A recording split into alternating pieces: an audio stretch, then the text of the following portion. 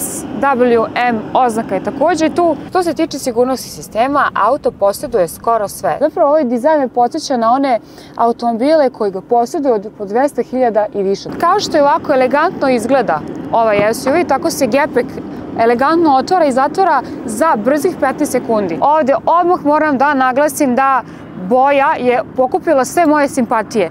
Sada detalj koji sve vas zanima, to je kakav je potrošač ovaj automobil.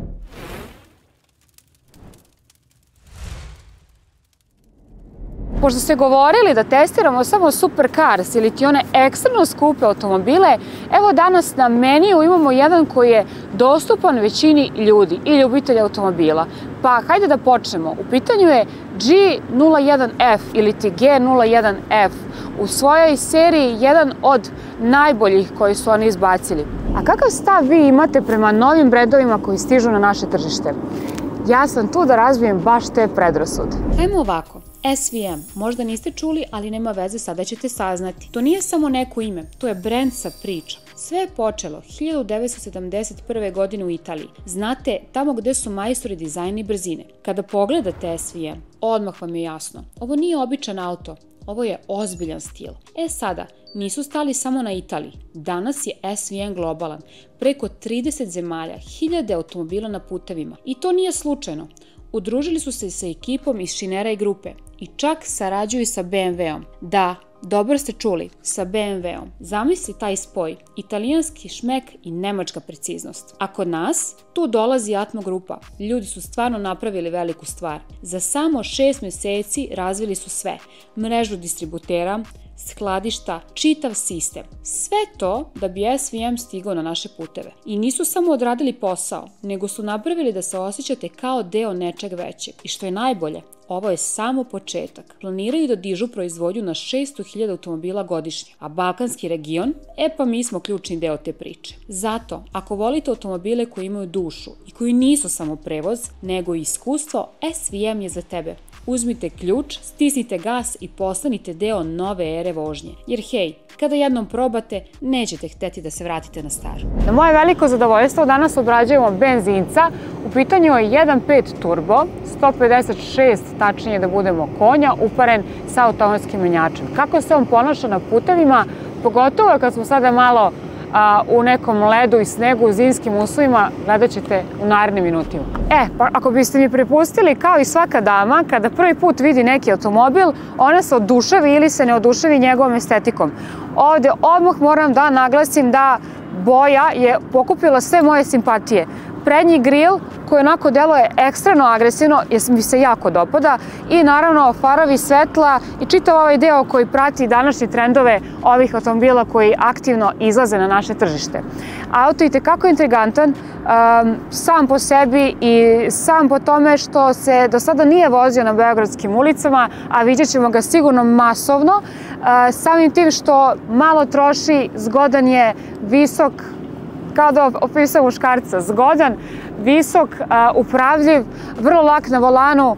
Sve ćete to gledati u narednim minutima. Felne su 18-ice, aluminijumske, i ono što mogu da primetim jeste da i tu estetika ne manjka, tako da je ovom SUV-u i tekako lepo legla ovakva felna. Verujem da su 18-ice zato što je udobnost ovog auta na prvom mestu i baš su zadovoljna kako je ovaj auto spakovan i u kakvoj specifikaciji. Kao što je ovako elegantno izgleda ovaj SUV, tako se gepek elegantno otvara i zatvara za brzih 15 sekundi. Njegova zapremina je 515 litara i mogu da konstatujem da ovde i tekako možemo da spakujemo za neki duži put i da tu budu neka dva velika kofera. Ali, kad sam već kod ove zadnje strane, hajde da vidimo, da prokomentarišemo ovaj izgled. Imamo dva prava auspuha koje su pozicionirana sa leve i desne strane, imamo lajsnu koja baš daje ovu lepu notu luksuza, imamo oznaku o kom automobilu se radi, ponovim ponovo, G01F, SWM oznaka je takođe tu i čitava ova donja crna maska ga kompletira sa naravno senzorom koji se nalazi ovde i maglekom koji se nalazi ovde u centru, što nije baš tipično za SUV. Nije ni čudo što ovaj auto izgleda kako izgleda i njegova estetika je na prvom mestu. On je upravo dizajniran u Italiji, što možemo da vidimo i da nas on podsjeća ovim prelepim znakom u ovoj italijanskoj zastavi sa ovih bočnih strana. Kao što sam rekla, estetika ovom brendu je bila na prvom mestu i meni se to jako dopada. Lajsa se protežu čitavim delom gde su stakla i ona su uokvirena ovim srebrnim lajstama, a ono što se meni posebno dopada jeste da uvek mi zafali malo prostora, tako da su ovi krovni nosači odličan izvor i zapravo veliki plus što ovaj SUV njih posjeduje.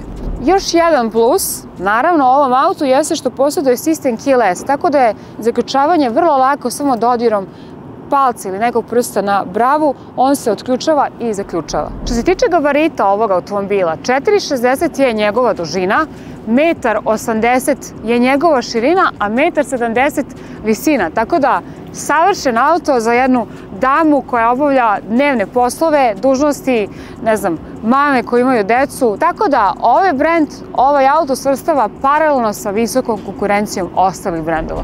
Sada meni najdraži deo, a to je interijer.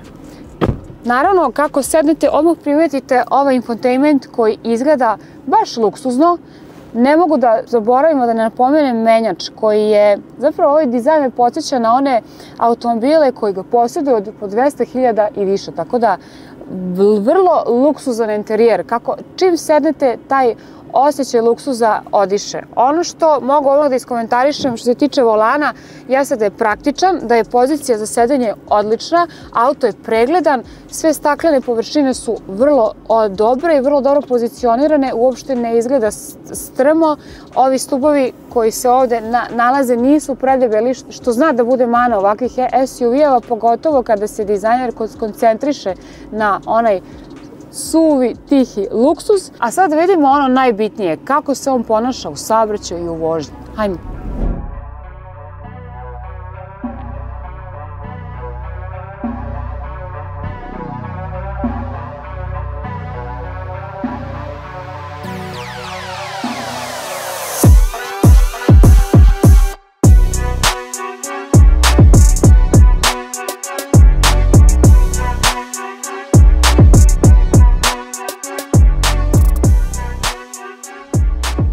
Super stvar je što je vozačevo sedište opremljeno sa motorićima za upravljanje pozicija sedenja, tako da vam je sve na dohvat ruke. Mi sada silazimo sa parkinga. Ovdje smo za vas tražili najlepši pogled uz ovako prelep auto i nisam mogla da odolim, a po treći put da vam ne spomenem da mi je ekstremno drago što vozim crveni auto, jer sam do sad uvek imala u recenzijama tamne neke muške boje, ako možemo da ih tako definišemo, tako da ovaj auto onako poprilično ima dozu ženstvenosti. Naravno, šalimo se, evo plaćamo parking i konačno idemo na neki lep pravac da vidimo kako se ovaj auto ponaša u aktivnom saobraćaju. Ono što odmah moram da iskomentarišem jeste da je infotainment, komande za klimu, sve to se nalazi onako u vozaču na dohvat ruke i za sve nas koji smo prosječne neke visine, nama s našim rukama je baš zgodno, tako da bravo. Kako se uključujemo saobraćaj i kako ja aktivno vozim svakodnevno auta koja su niska i ne susreće se toliko na nekoj dnevnoj normi sa SUV-ima, odmah zaključujem da je preglednost na vrhunskom nivou. Veliki retrovizori, što je meni kao ženskoj osobi posebno značajno, i velika preglednost i odlična preglednost za sve ono što se dešava oko nas i iza nas. Unutrašnji retrovizor je baš dobro pozicioniran. Kad smo kod retrovizora koji je odlično pozicioniran i zadnje staklo na gepeku poprilično veliko i sve imam lepo pregledano na ovom ogledalu. Moram da spomenem panoramu koja zaista meni, auto bez panorame je kao da nije auto. Ja zaista volim to dnevno svetlo da mi bude u automobilu i kada se vozim uveče da je onako ambijentalno, lepo osvetljeno. Nalazimo se u delu grada koji je puno onako nekih asfaltnih rupa i nije baš ugodno za vožnju, a nekim prethodnim automobilima koje sam vozila ovde nije bilo zgodno da se ovde upravljaju. Evo sa ovim SUV-em to je sve totalno onako neprimetno. Rupe uopšte ne osjeća i poprilično je startan. Ja sam naravno ovaj mod koji imamo ovde, biramo modove vožnje, odmah prebacila na sport jer želim auto da vidim u onom najboljem mogućem izdanju, tako da smo u sportu. Dobro vuče, menjač je dobar. Još jedna stvar jeste da je ovo 7-stepeni menjač STD, nisam ga stavila u onaj Eco mod, ali jako sinhrono i lepo šalta brzine. I još jednom moram da ponovim, dopada mi se što je ovako inovativan i drugačiji i podsjeća na one ekstremno skupe modele automobila koji baš ovakav izgled menjača posjeduju, tako da bravo za dizajnera, vidim da je na sve mislio. Što se tiče sigurnosti sistema, auto posjeduje skoro sve senzore za mrtve uglove koji se takođe nalaze na retrovizorima i odlična su stvar za gradsku vožnju. ABS, ESP, ima hill hold, tako da kada se nalazite na nekom uzišenju, sama automatska kočnica radi i pomaže vam pri vožnji. Evo, prelazimo već 5. ležeći i poprilično udoban, nema nikakve zamerke. Svaka čast na ovom SUV-u. Prilično glatko se vozi, vrlo je upravljiv, volan, kočnica je jako osetljiva, što je odlično i veliki plus. Evo, nalazimo na malo veću gužvu. Ono što isto zaključujem jeste da i privlači isto tako kako privlači, pretpostavljam, ovom bojom pažnju eksterijera, tako privlači i pažnju tome što ovakav auto nije viđen do sada kod nas i ne vozi se uopšte, zato što su tek došli na naše tržište i onako privlači pažnju. Svi gledaju na ovaj veliki znak na prednjem delu, vrlo vjerojatno da se i iza takođe okreću, tako da osjećamo se kao u nekom automobilu koji je na test vožnji, nije još izašao iz fabrike. Tempomat se nalazi ovde, podešavanje jačine zvuka muzike. Takođe ovde možete da se javite na poziv kada je hands-free program u pitanju. Ovde možemo da menjamo i stanice, tako da sve vam je skoncentrisano na volanu, što je velika stvar, jer onda uopšte ne moram da gledam infotainment i ovaj ekran koji se nalazi s moje desne strane, već mogu da budem skoncentrisana na vožnju. Nisam ljubitelj ove digitalne ere, ali pošto je danas takvo doba i svi moramo da pratimo trendove, i ovaj auto ima digitalnu tablu, što je meni simpatično i onako poprilično su na tome radili lepo i meni se dopada što u svakom trenutku vi možete da imate na raspolaganju šta se dešava na vašem vozilu, imate na raspolaganju pritisak u svim gumama, onako ima malo dašak onog sportskog, iako je ovo auto zaista totalno za neke druge namene, tako da eto, oni su malo mislili i kada vam je potrebno nekog duha, sportskog motivacije, da kada pogledate na ovu tablu malo vas neki adrenalin podigne.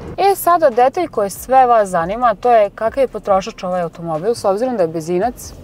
6,8 litara kombinovane vožnje je za mene odlično i s obzirom da će se verovatno kupovati kako bi se svakodnevno koristio, ovaj auto predstavlja onu sferu onih manjih potrošača i spada u opciju kada ste zaista ekonomični, želite da budete ekonomični, a pritom da vozite dobar i kvalitetan automobil, ovo je pravi izbor za vas. Sada se nalazimo kod BMW-a. Znam da su mnogi od vas ljubitelji, simpatizeri i vole BMW, pogotovo ovakve edicije. Ovde trenutno na Car Vertical aplikaciji imamo BMW M4. Ono što možemo da kažemo jeste da je kilometraža dobra, da nije vozilo kradeno, ali da je oštećenje bilo i da je oštećenje poprilično veliko. Sada ćemo vidjeti i slike kako se to oštećenje dogodilo i šta je oštećeno. Ovde možemo vidjeti da su se airbagovi otvorili, da je onako prednji kraj poprilično oštećen. Jedina dobra stvar u vezi ovog automobila jeste da je malo prešao, to je nekih 5.500 kilometara. Sad, na vama je da odlučite da li biste dali 50-60 hiljada prosečno kolika je tržišna vrednost ovakvog automobila, a da se bavite ovim oštećenjima ili ne. Moj savjet je da to ne radite. Naravno, tu je Car Vertical aplikacija da nam ukaže na sve to, a uz kod Hot Heels imate 30% popusta na ovu moju omiljenu aplikaciju. Hajde malo pričamo o infotainmentu. Ovo što sada vidimo je ekran od 11 inča, podržava Apple i Android sistem, što je veliki plus. A sada da pričamo kako se njime upravlja. Ovdje imamo glavni deo, to je glavno dugme koji se vrti. Ovdje možemo da sada konkretno podešavamo jačinu zvuka, recimo muzike. Imamo neke silne prečice, recimo da možemo da uključimo i isključimo ovde aktivno punjenje telefona, što je jako bitno jer recimo kada se vozimo truckav je put, telefon zna da izgubi kontakt pa da vas onda uznemirava onaj ton startovanja, punjenja telefona ili gašenja punjenja. Ovdje se nalazi SP dugme za isključivanje protiv proklizavanja. Imamo skraćenicu da izađemo iz ovog glavnog menija. Sva 4 zapravo se nalaze ovde. Mi smo tražili sve vreme na ovoj glavnom ovde delu, ona se nalazi zapravo ovde. Imamo također da isključimo parking senzore, imamo kućicu da se vratimo na glavni meni, ovo je zapravo ta prečica, podešavanje Bluetootha, radija, navigacije, videa, dodatnih ovih aplikacija. Imamo Netflix i YouTube, što je meni wow, tako da kada konektujete auto na Wi-Fi ili ubacite karticu za internet, možete lagano, ja mislim, ali ne u toku vožnje, da gledate Netflix program ili nešto sa YouTube-a. Što se tiče sedišta i kvaliteta kože koje se nalaze na njima, mogu da konstatujem da je koža odlična. Ove kadice su onako poprilično zaobljene, tako da vi kada sedete imate potpunu potporu sa leve i sa desne strane. Štepano je naravno crvenom kožom, jer koja druga boja možda dođe u opticaju ovog spekavog auta. I ovdje imamo ponovo italijansku zastavicu da nas podsjeti da je sve ovo dizajnirao jedan Italijan kom se zaista zahvaljujemo jer je čitav auto onako pun prelepih nota, pun prelepih oblina, boja, sve je onako dizajnirano kao da je, na primjer, napravljeno za jednog ženskog vozača. Pored menjača, prelepo dizajniran prekidač za ručnu kočnicu, kao i ovo svetlo neonsko koje ćemo sada upravo upaliti i zaista otvara čitav prostor u nekom mraku. I naravno odlična asistencija, to jest kamera koja je 360 stepeni obuhvata ispred, iza i oko automobila, tako da čitavu preglednost imate na ovom velikom ekranu od 11 inča. I moram da spomenem i dam akcent ovom ambijentalnom svetlu koje je prelepo i voljela bih recimo da je u crvenoj boji pa da pripada čitavoj ovoj temi interijera. Zadnja klupa definitivno opravdava ono da je najudobniji u klasi, osim što putnici iza imaju odličnu preglednost i na prednju šoferku i sa strane panorama koja se proteže od početka skoro do samog kraja ovog krova. Visina je sasvim odgovarajuća.